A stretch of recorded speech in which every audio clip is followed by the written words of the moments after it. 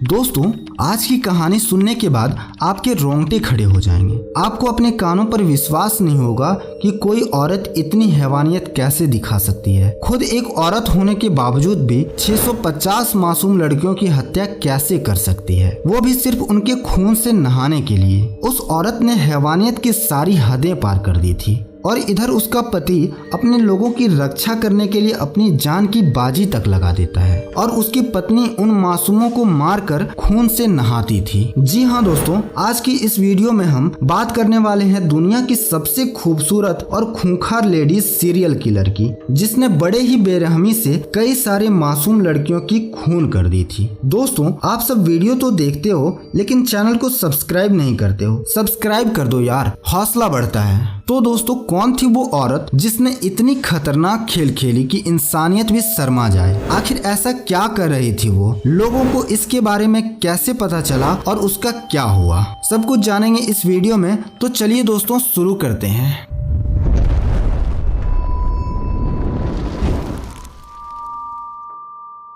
ये घटना हंगरी साम्राज्य का है। हंगरी यूरोप का एक छोटा सा देश है और ये बेहद ही पुराना देश है जो कभी रोमन साम्राज्य का हिस्सा हुआ करता था। कहा जाता है कि इस देश पर हंस नामक प्रजाति वाले समूह ने आक्रमण कर दिया था। उसी समय से उसका नाम हंगरी पड़ गया था। यह एक ऐसा देश है जहाँ किसी बच्चे का नाम उसके माता पिता नहीं बल्कि वहाँ की सरकार रखती है। वहाँ की सरकार एक लिस्ट जारी करती है और माता पिता को उसी में से अपने बच्चे का नाम रखना पड़ता है। इसी हंगरी देश की कहानी कई दशकों पुरानी है। ये कहानी सन 1558 से सन 1610 के बीच की है। उस समय हंगरी साम्राज्य पर राजा किंग मथाय द्वितीय का राज हुआ करता था और इसी साम्राज्य से जुड़ा हुआ था बाथरी परिवार। ये बाथरी परिवार भी शाही परिवारों का एक हिस्सा था, क्योंकि इसी परिवार में हंगरी की रक्षा करने के लिए सबसे बड़ा योद्धा हुआ करता था। इसी परिवार का योद्धा था फ्रैंक नडेस्की, जो तुर्कों के साथ हुए युद्ध में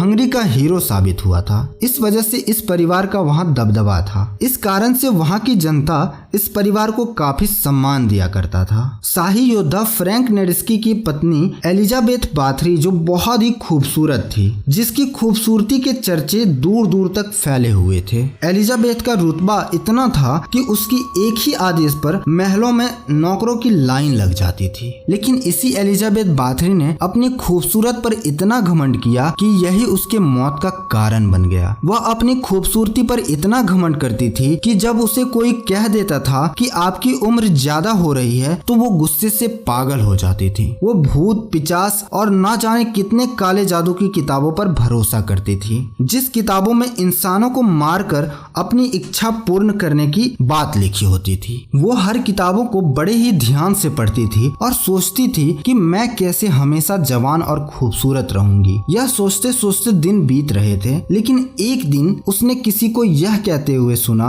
कि एक राजकुमारी थी जो कुंवारी लड़कियों के खून से नहाकर हमेशा जवान और खूबसूरत रहती थी। बस इन्हीं बातों को सुनकर एलिजाबेथ बाथरी पर सनक सवार हो गया और वो अब सोचने लगी कि वो भी लड़कियों के ताजे खून से नहाएगी और हमेशा जवान रहेगी। बस इसी सनक को पूरा करने के लिए उन्होंने जो किया उसे सुनकर आप भी हैरान हो जाएंगे और सोचने पर मजबूर हो जाएंगे कि कोई औरत इतनी हैवान कैसे बन सकती है। अब वो अपनी इस काम के लिए महल के 3 नौकरों की मदद लेने लगी और इसके इस सनक का शिकार पहले वो लड़कियां बन जाती है जो गरीब घर की थी। उस लड़कियों की उम्र 16 साल के आसपास होती थी। इन गरीब लड़कियों को महल में काम करने के लिए बुलाया जाता था और फिर उन्हें कभी बाहर जाने का मौका नहीं दिया जाता था। इस बाथरी परिवार का हंगरी के शाही परिवार से सीधा रिश्ता था, इसलिए किसी की हिम्मत नहीं होती थी कि उस पर सवाल उठाया जाए। दूसरी बात यह भी थी कि गरीब लड़कियों को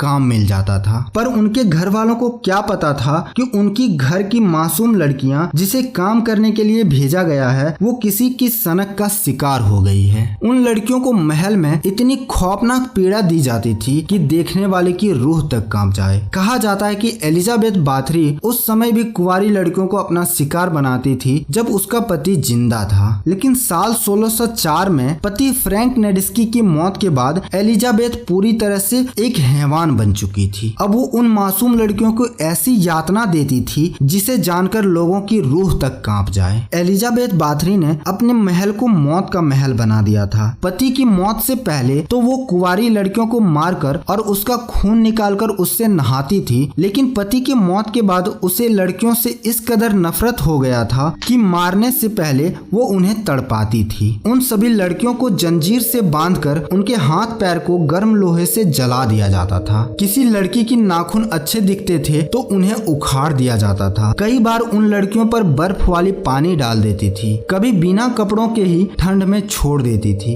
कई बार तो वो उनकी बदन पर शहद लगा देती थी ताकि कीड़े उन्हें बुरी तरह से काट सके। अगर कोई लड़की खूबसूरत होती तो उनके चेहरे को काट कर मांस को चेहरे से अलग कर देती थी। इससे भी भयानक और दरिंदगी से उन लड़कियों को पीड़ा देती थी जिसे हम शब्दों में बयां नहीं कर सकते हैं। लेकिन कहते हैं ना कि जुर्म करने वाले का जुर्म कभी छिपता नहीं है, एक ना एक दिन सबके सामने जरूर आ जाता है। ऐसा ही हुआ एलिजाबेथ बाथरी के साथ भी। उसका भी जुर्म एक दिन सबके सामने आ ही गया।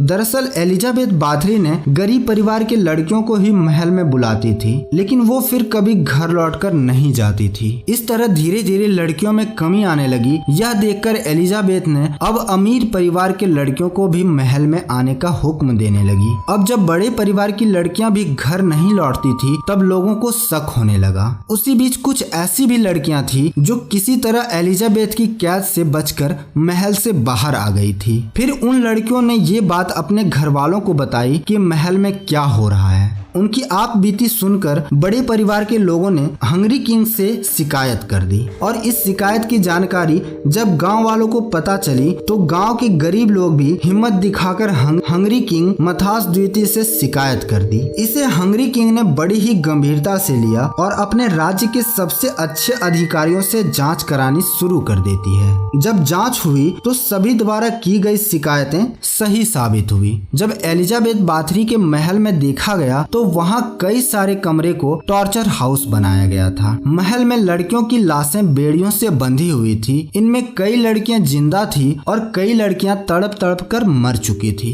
ये सब देखने के बाद हंगरी की सेना ने एलिजाबेथ और उनके सहयोगी 3 नौकरों को गिरफ्तार कर लिया। अब इस दिल दहला देने वाली वारदात के लिए तीनों नौकरों को फांसी पर लटका दिया गया। लेकिन एलिजाबेथ बाथरी के साथ ऐसा नहीं हुआ क्योंकि वह एक शाही परिवार से ताल्लुक रखती थी, लेकिन उसे पूरी उम्र एक कमरे में बंद रहने की सजा दे दी गई। उसी कमरे में 21 अगस्त 1614 को उसने आखिरी सांस ली। इस तरह 1610 में गिरफ्तारी के बाद उसने 1614 में अपनी दम तोड़ दी। एलिजाबेथ बाथरी के बारे में कहा जाता है कि इसने 1590 से 1610 के बीच यानी 20 सालों में 650 से भी ज्यादा कुंवारी लड़कियों को तड़पा तड़पा कर हत्या कर दी थी। इन लड़कियों की हत्या के बाद उसके खून को बाथटब में निकाल कर उससे नहाती थी। एलिजाबेथ बाथरी पर कई सारी किताबें और फिल्म भी बन चुकी है और ये भी कहा जाता है कि वो दुनिया की सबसे खूंखार महिला सीरियल किलर थी। दोस्तों, अगर आपको ये क्राइम स्टोरी पसंद आया हो तो वीडियो को एक लाइक जरूर कर दें और हमारे चैनल को सब्सक्राइब करना ना भूलें। मिलते हैं किसी और वीडियो के साथ, तब तक के लिए सुरक्षित रहें, सतर्क रहें। जय हिंद, जय भारत।